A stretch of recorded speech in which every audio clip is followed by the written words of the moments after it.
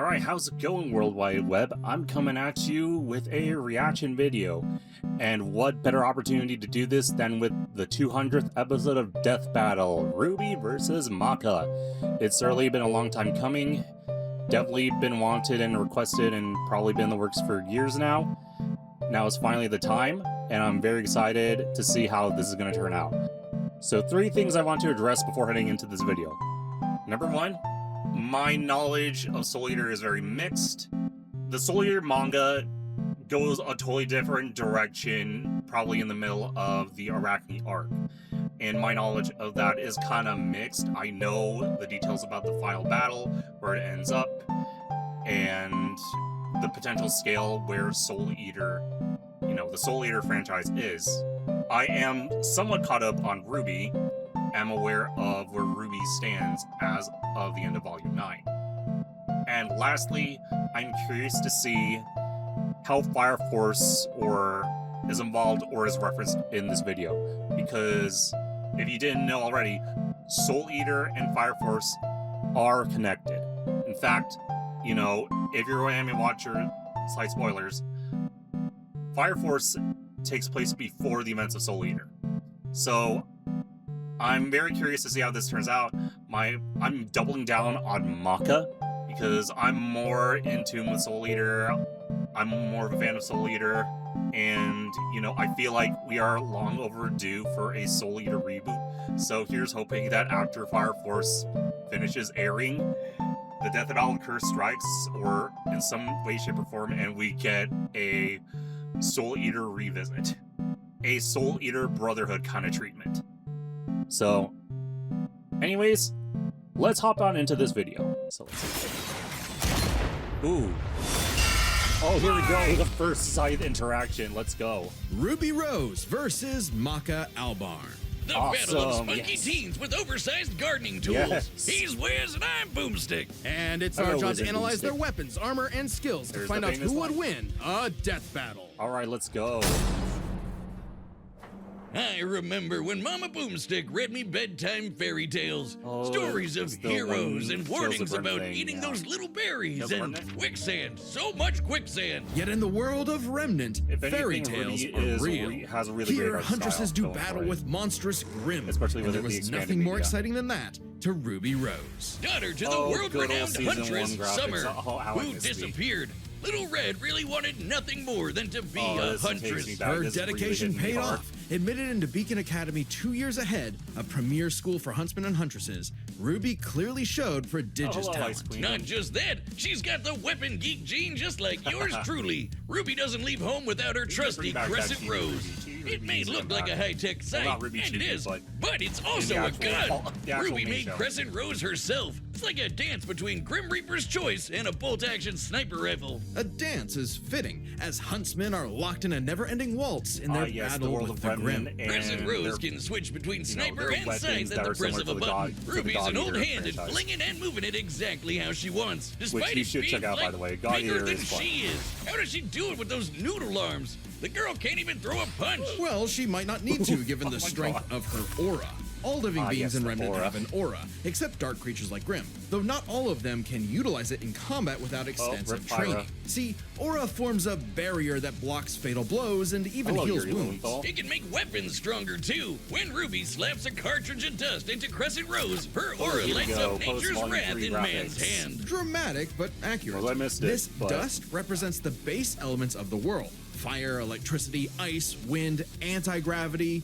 Does that last one count? Rule of cool, Wiz. She's got the eyes of a hawk, and when she shoots you with dust, a bullet wound's the last thing you'll be worried about. With enough of a boost, ice dust can freeze over whole mechs, and she can power up her kicks to crater military-grade steel. A person's aura may be limited, but Ruby can keep track of hers with this handy health bar on her not smartphone. Ruby blasted through Huntress classes with flying colors. Almost right away, she was appointed the leader of her own group, with White Snee, Flake Belladonna, and Big Sis Yang Zhao.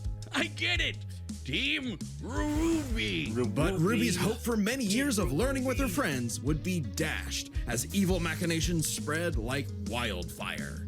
And with a flash of silver light, Beacon had fallen. Ruby's friends dead. Her school totally wrecked. There we go. Her sister disarmed. All because of a lover's spat that went way too far. Salem saw the world divided, and it was time to say goodbye to any happily ever after. But Ruby wouldn't give up like that, so she set up to change the world. Even as Crescent Rose began to feel heavier and heavier. Could she really save the world like her fairy tale heroes?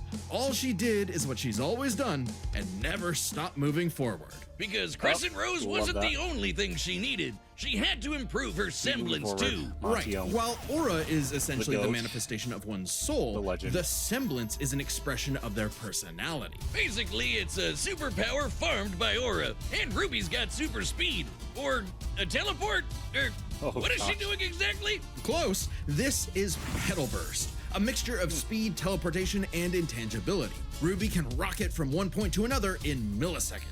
By literally bursting into petals. Sort of. According to Best Robo Girl Penny, Ruby's semblance is extremely complex and variable. It involves breaking her body down to its molecular components before zooming off in complex paths, negating the laws of mass entirely. AKA Super Speed Plus. And Nora is Best Girl. Ruby's Petal Burst is so quick she can make flying missiles look completely still. Good luck tagging her with a bullet.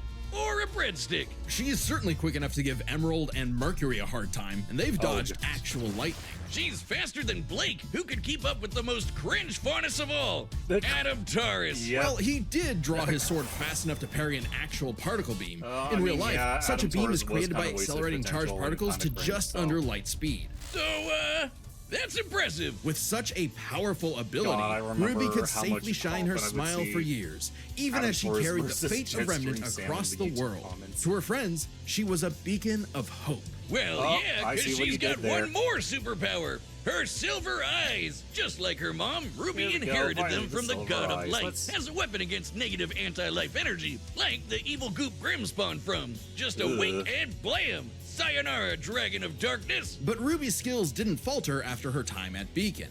As she journeyed across Remnant, she leveled up to compete with all sorts of powerful magic and mechanized foes. Her team could even match the Ace Ops, an elite squad of longtime professional huntsmen. Including Harriet, whose super speed semblance was totally outclassed by Petal Burst. And Vine, whose aura was strong enough to contain a bomb that was about to decimate the whole city of Mantle. Man, these are some pretty powerful auras. Though it's important to remember, Ruby is only 17 years old. The weight of being a leader, a savior, and a huntress like her mother would get heavier and heavier and heavier. She got over it. Look at her go! Taking Crescent Rose firmly in hand and sending a message of unity to the rest of the world. Ruby had finally left the fairy tale behind, taking one more step toward the day we've waited for. End of volume 10. All right, Death Valkyrs, give us volume 10 announcement. A few moments later. All right, let's go, Maka. A sound soul dwells within a sound mind and a sound body. But all the unjust evil souls of this world are on the Disney Fast Pass to becoming a Kishin. Destructive gods mutated from good-natured souls. A Kishin could plunge the world into chaos and madness. If only someone could stop them. Bing bong, it's the DWMA. Welcome to Death Weapon Meister Academy, where death rules. That was a great edit right Literally, there. his name is Death. Here, Lord Death tasks humans to become spiritually talented meisters of demon weapons. AKA people who are also a weapon. No, really, they transform into weapons. Guns, ninja stars, hammers, you name it. A Meister weapon pair kills and consumes lost souls to keep the Kishin away. Jack the Ripper? More like Jack the Fraud. And so the demon weapon Soul was paired with the dutiful rising star, Maka Albarn. Talk about your classic teacher's pet. Yes, Maka, the kind and of girl who the leaves an character of apple the on the show. desk and goes, "Teacher, you forgot to give us homework." And then we I jump like the them. As transparent if background. Soul's That's any really better. nice. A That's nice weapon touch. who's too concerned with being cool to do any even real notice. work. Hey, Did the Soul's Ruby, not just any demon coverage weapon. have that? He's a I'll Scythe. have to revisit And that. he's got his sights on upgrading to the highest level of Death Scythe. Which would be a high honor. And lucky for Soul, Maka always aims high. With that common goal, Maka and Soul formed the Dream Team. All they needed was 99 Kishin eggs and the soul of a witch. Easy, right? Maybe, since Maka is extraordinarily perceptive at spotting and examining souls. She can detect spiritual presences from millions of yards away and can discern its nature, stability, and emotions. Time for class then. The two trained hard, but their styles kind of weird. Okay, so Maka guides Soul in the direction she wants to go, but Soul, the Scythe, does all the actual movements himself. Maka's the Meister, Soul's the weapon. Like conductor and instrumentalist, a Meister-weapon pair cannot work in harmony without total cooperation. Too bad their teamwork sucked. They fumbled the easiest chance for Death Scythe status, F-. Maka just could not get in tune with Soul's wavelength. She was skilled, sure, more skilled than most. Keyword most. There were plenty of rivals showing her up, like Blackstar and Tsubaki. Really puts a damper on the straight A's when this show-off is doing better than you. It was up to Maka and Soul to improve their teamwork through soul resonance. What I said about wavelength wasn't metaphorical. Rather, wavelengths are the means with which Meister and weapon draw strength through each other. Think of two wavelengths as different emotional amplitudes that must merge at one alignment. If the Meister's the guitar and the weapon's the amp, then they create a feedback loop to increase its frequency. That's soul resonance. Soul resonance creates a telepathic link and surges their strength and speed. And preps them for cool scythe moves like the Witch Hunt Slash, a big energy strike that puts the L in evil. As the name implies, it works especially well against witches and other evil creatures. It's not exclusive or anything. It's actually really deadly against evil because of Maka's rare anti-demon wavelengths. Basically, being a goody little two-shoes gets her the power of purity or whatever. Maka and Soul were becoming a synchronized unit, though one would sometimes need to rein in the other's idiotic habits. And the other guys gotta stop their annoying overthinking whiz. But everything changed after a unique encounter with Krona, which nearly killed Soul. Now Soul had an ogre pal in his head, waiting for him to swing on over and play the piano. The Slayer of Venom. Yep, Soul got infected with black blood. Black blood was specially brewed as a weaponizable blood. It hardens and strengthens its user's body, inside and out, increasing their physical ability. They can even block blades with their bare skin. Too bad it comes with a little side effect of madness with a capital M. A force of fear and sadness all living things possess, which threatens to ruin the world. So it was kind of a big deal that Maka was bummed by how she got Soul in a jam. But thanks to Soul, she got over it and even welcomed in their new little ogre buddy. Now when Soul plays his grand piano, their soul resonance sings even louder through the black blood. This was a very great Maka all the perks of black blood too. Even the crazy parts. Bet you didn't expect that, Krona. But evil saw their plans through. The Kishin Asura had arrived. Yes. Madness was spreading everywhere. So Maka and Soul had to lock in and upgrade their witch hunt to the even stronger demon hunt slash. Yes, the demon They went hunter. on even more missions to reap souls with classmates like Blackstar. And that guy outran his own shadow. Perhaps the most obvious evidence ever of faster than light speeds. And Maka could finally keep up with him. Pair that with her fight with the demon tool Gopher, who could obliterate whole mountains, and you've got one hell of an ass kicker. And yet, Maka's relationship with Soul still faltered.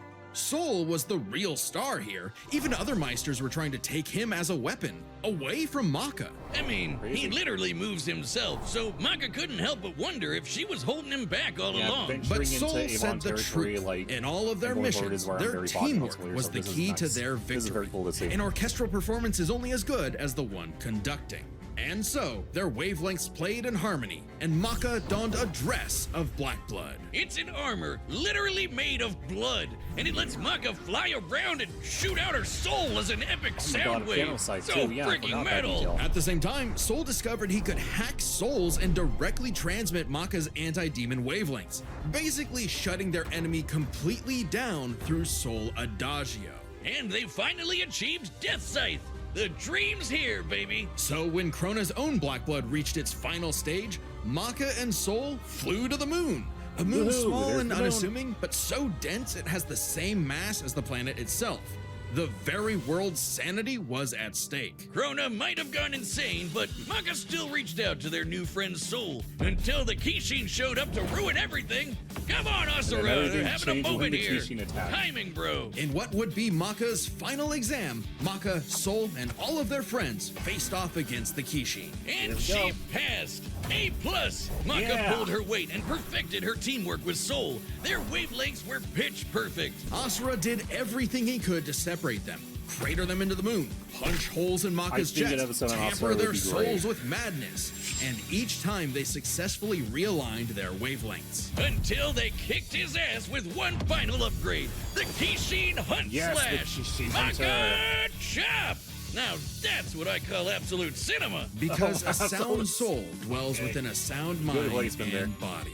So should you feel overwhelmed by evil's roars, just write 4242564 whenever you want to knock on death's door. Oh, okay. That's a good ending. All right. Congratulations to us. Wiz, your ego is showing. It always is. And why not? This death battle is episode 200. Yeah, Well, let's yeah, go. it's a big deal, so we've got a big discount on our website to celebrate. That's www.deathbattle.gg. Website members already get awesome deals like exclusive Death Battle merch, the whole episode archive, including episodes not on YouTube, and a bunch of behind-the-scenes good old goodies. dearest And if you Glacia. sign up today, you can use our code DB200 to get 20% off. You can only grab this discount in What the a next 2 deal. weeks, so use code DB200 to get 20% off your website membership as soon as you can. Where else are you gonna find such absolute cinema? Yeah, oh No, my gosh. really, we made an absolute Great cinema placement. desk mat that's on the store. Cool as fuck. Go support the show so we can keep making these bangers. All right, the combatants are set, and we've run the data through all possibilities. It's time for a Scythe battle! Woo, let's go! Episode 200. Okay, it's official. This is so not cool. Oh, come on, Soul. Our target should be here, so You know- try helping out. You know, that's pretty Hi! solid. Who Pretty you solid looking for? graphics. Oh, okay. Quite a comparison. Little Red Riding Hood, your humanity has strayed from its just path, and the Shinigami has called for you. Your boyfriend turns into a scythe. Oh, that's so cool. Your soul is ours. How his wing beast humanity?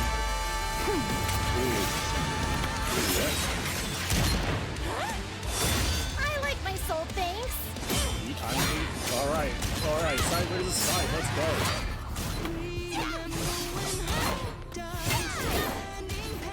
Won't lie, Red. Your moves are sick, but too slow for my Meister.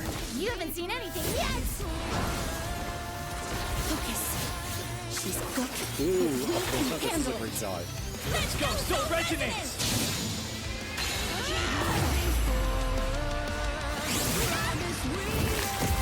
Oh, this track, they definitely went in on the track.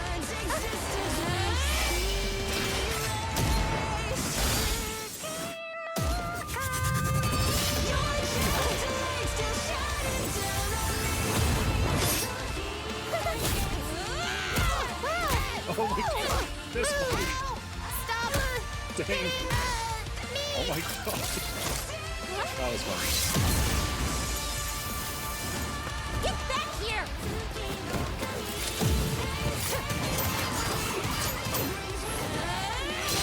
Oh wow, that was really close. I like that. Soul, hurry. Oops, teamwork. Oh, yes, Louise. Yes. Oh, that Louise did a great job there. Oh, final form. Okay, this is gonna be interesting. Her soul forms a barrier. Try helping out. Relax. Okay,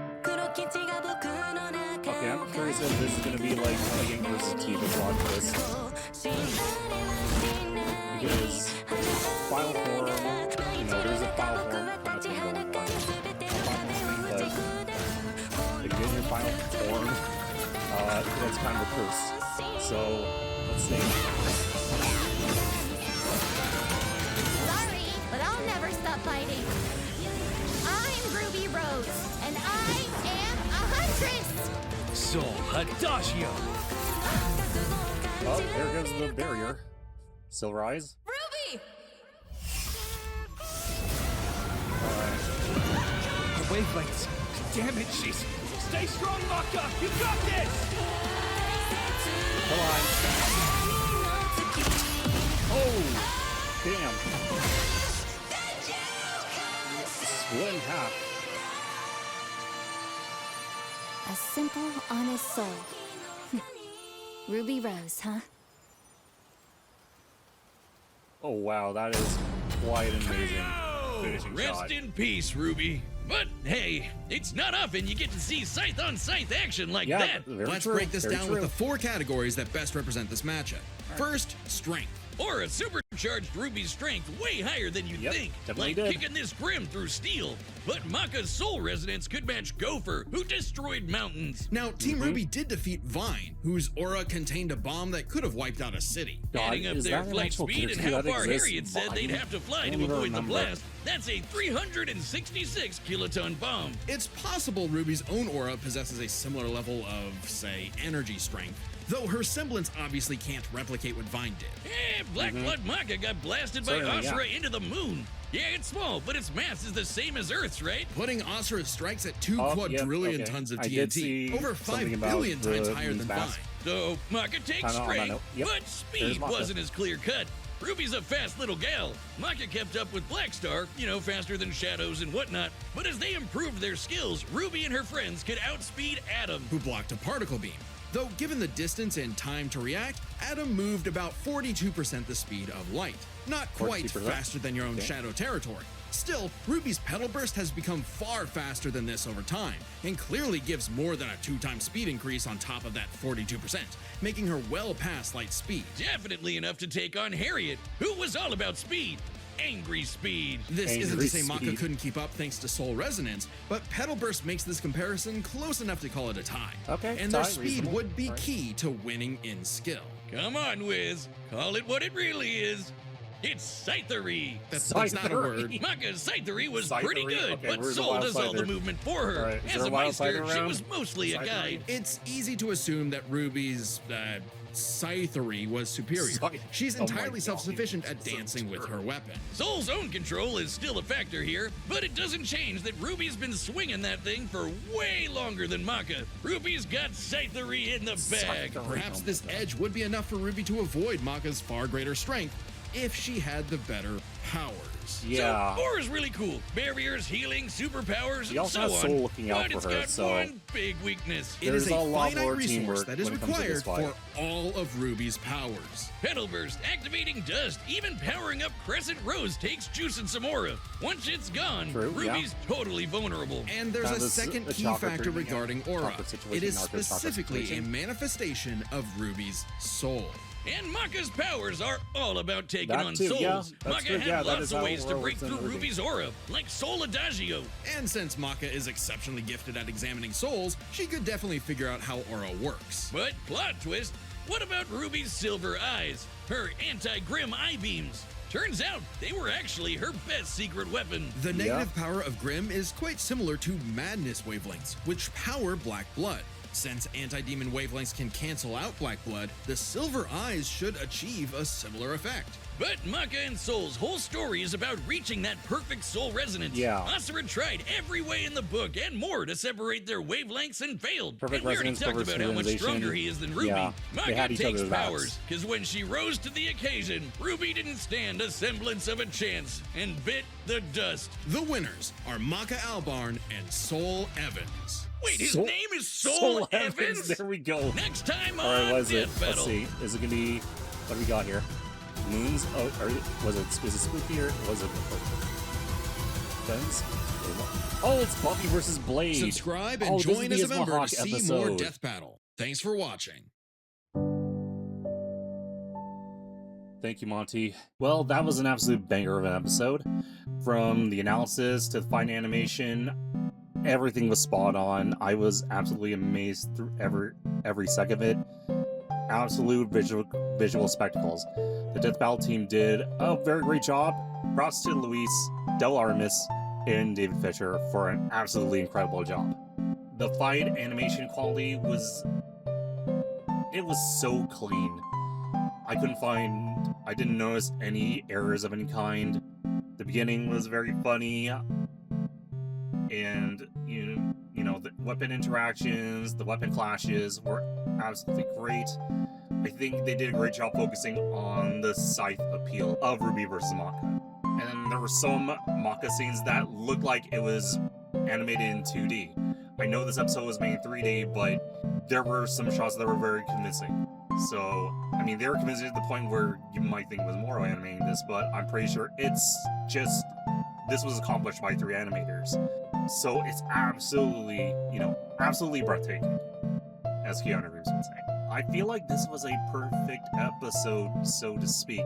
Maybe not perfect, but I feel like if there was a death battle episode that you want to promote as the perfect one, I feel like this is the way to do it.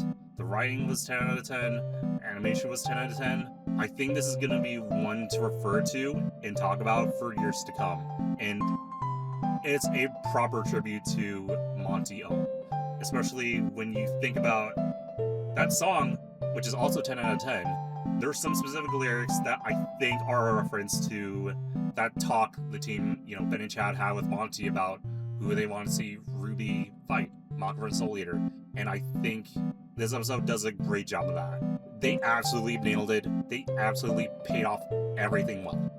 Anyways, that was certainly fun. I hope you all had a blast, and I will hopefully catch you on the next one. Have a good day. Peace.